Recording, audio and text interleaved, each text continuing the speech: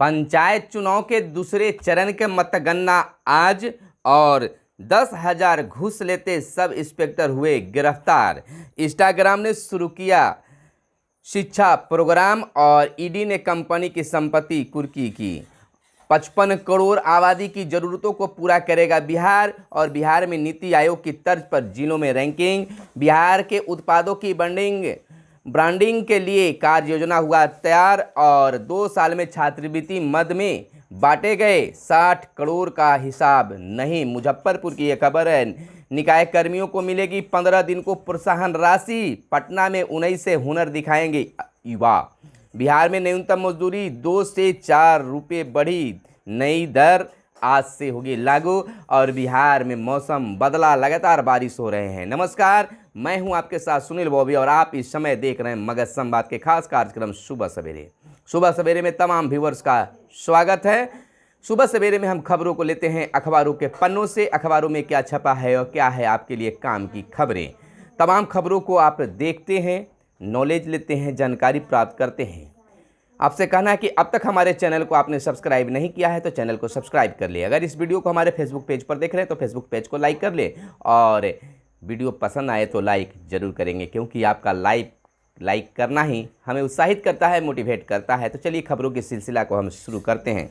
सबसे पहली बड़ी खबर हम लेते हैं कि आज बिल्कुल मौसम बदला सा है। लगातार बारिश हो रही है। यह गुलाब तूफान का असर है और अगले कई घंटों तक यानी कह सकते हैं 72 घंटों तक बारिश होने की संभावना बताई जाती है। आप घर में रहें, सुरक्षित रहें, जरूरी काम हो तभी बाहर निकलें।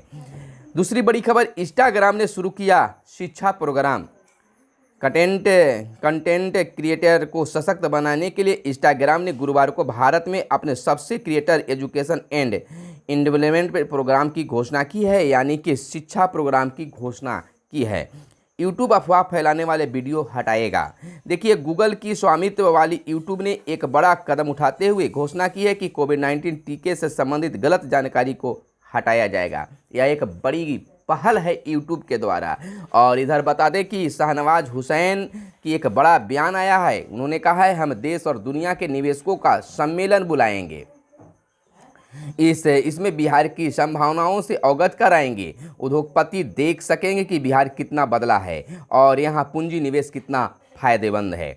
55 करोड़ आबादी की ज़रूरतों को अब पूरा करेगा बिहार। बिहार सरकार में उद्योग मंत्री सैयद शाहनवाज हुसैन का कहना है कि बीते एक दशक में राज्य में कृषि अर्थव्यवस्था से औद्योगिक अर्थव्यवस्था की दिशा में छलांग लगाई है। इस कारण निवेश की व्यापक संभावना वाले ठिकानों के रूप में बिहार की चर्चा राष्ट्रीय स्तर पर होने लगी है। यानी शाहनवाज हुसैन उद्योग लगाने की बात कर रहे हैं, युवाओं को एक खास मौका देने की बात कर रहे हैं। दूसरी ओर नाराजगी भरी खबर है, हाईवे हमेशा के लिए बंद नहीं कर सकते सुप्रीम कोर्ट ने निर्णय दिया है कि हाईवे को लगातार बंद नहीं किया जा सकता। सुप्रीम कोर्ट ने कृषि कानूनों के खिलाफ दिल्ली की सीमा पर चल रहे किसानों के प्रदर्शन पर गुरुवार को कहा है कि राजमार्गों का अनंत काल के लिए अवरोध नहीं किया जा सकता है। यह उचित नहीं है। अवरोध को अस्थायी नहीं बनाया जा सकता है। कोर्ट ने कहा है कि इसके मसले को या तो न्यायिक रूप से सुलझाया जाना चाहिए या फिर संसदीय बहस में इसका समाधान निकलना चाहिए। बिल्कुल समाधान निकलना चाहिए। लोगों को दिक्कत होती है, तकलीफ़ें होती है और किसानों की भी तकलीफ है, सुननी चाहिए और जहां तक वो मसले को सुलझाना चाहिए। बिहार में नीति आयोग की तर्ज पर जिलों को रैंक दिया जाएगा।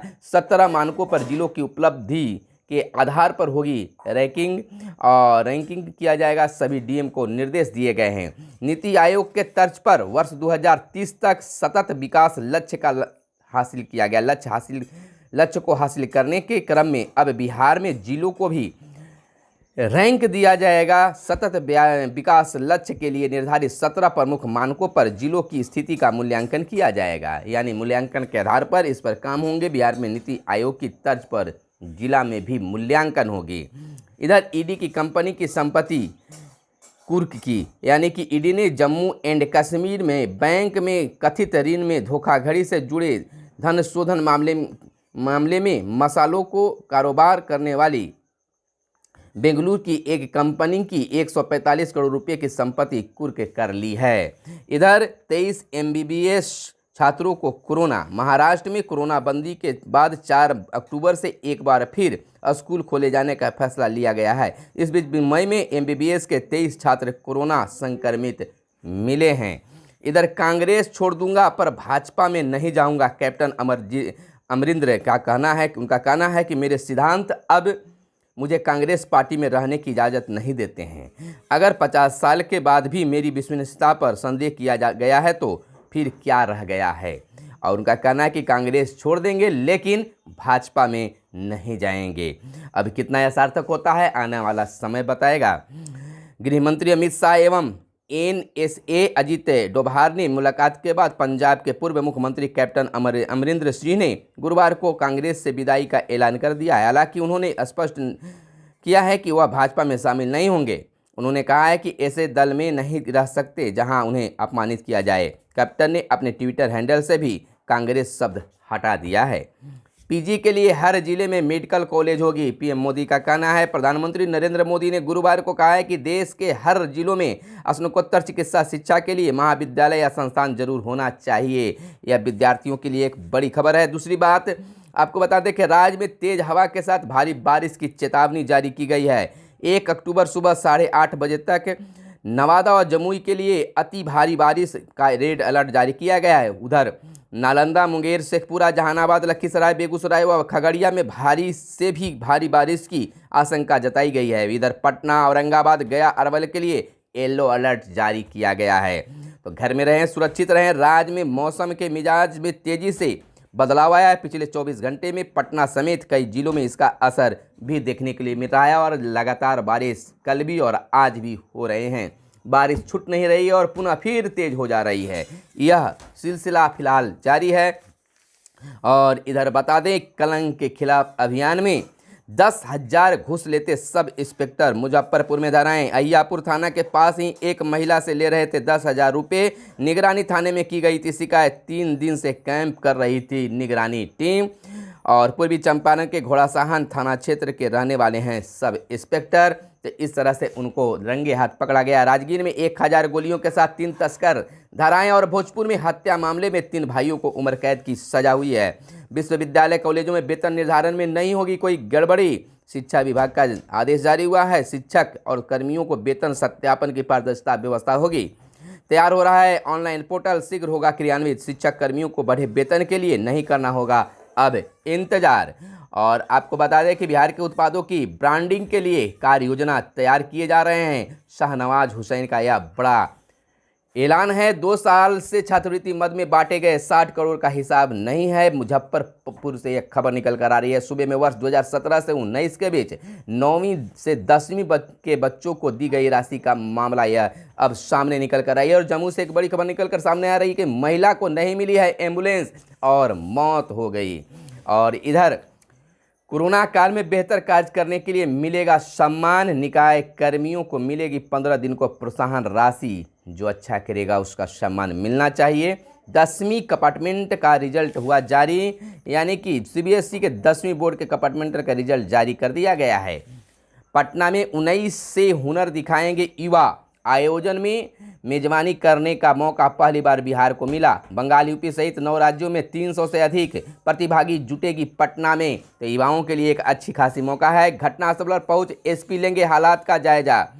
बड़ी आपराधिक घटनाओं की एसपी सिर्फ मॉनिटरिंग नहीं करेंगे, घटनास्थल पर खुद जाएंगे और पूरे मामले का जायजा लेंगे। एक अच्छी पहल बिहार में हो रही है कि बड़ी घटना होने पर एसपी केवल निगरानी नहीं, देखरेख नहीं, बल्कि घटनास्थल पर जाकर उसकी पूरी जायजा लेंगे, पूरी जानकारी लेंगे। बिहार में न्यूनतम मजदूरी 2 से 4 रुपये बढ़ी, नई दर आज से। लिपिकीय कार्यों के लिए 58 रुपये मासिक की हुई वृद्धि। श्रम संसाधन विभाग ने जारी की अधिसूचना। संक्रमण कम होते ही सीरो सर्वे ठंडे बस्ते में और पूरे माह रक्तदान अभियान चलाने का भी ऐलान किया है। तो आज जो है पंचायत चुनाव के दूसरे चरण का मतगणना हो रहा है और कौन जीत रहा है, कौन हार रहा है, किसी को मिलेगा खुशी तो किसी को मिलेगा गम। हमारी नज़र बिल्कुल मतगणना पर टिकी हुई है। जैसे ही कोई बड़ी खबर निकल कर सामने आती है तो निश्चित तौर पर हम आपको बताएंगे। 100 साल से अधिक समय से काली क्लब में माँ दुर्गा की हो रही पूजा। माँ दुर्गा की अब पूजा अर्चना की तैयारी शुरू हो गई है। कई जगह बड़े बड़े पंडाल भी बनाए जा रहे हैं, लेकिन मौसम का रुख अभी फिलहाल बदला बदला सा है। लेकिन दशहरा पूजा धूमधाम से मनाने की तैयारी विभिन्न क्लबों के द्वारा विभिन्न शहरों में किया जा रहा है और जितिया पर्व भी धूमधाम से मनाया गया, शांतिपूर्ण संपन्न हुआ। तो चलिए खबरों में आज बस इतना ही, फिर मिलते हैं अगले वीडियो में अगली बड़ी खबर के साथ। फिलहाल दीजिए इजाज़त। धन्यवाद। जय हिंद, जय भारत, वंदे मातरम।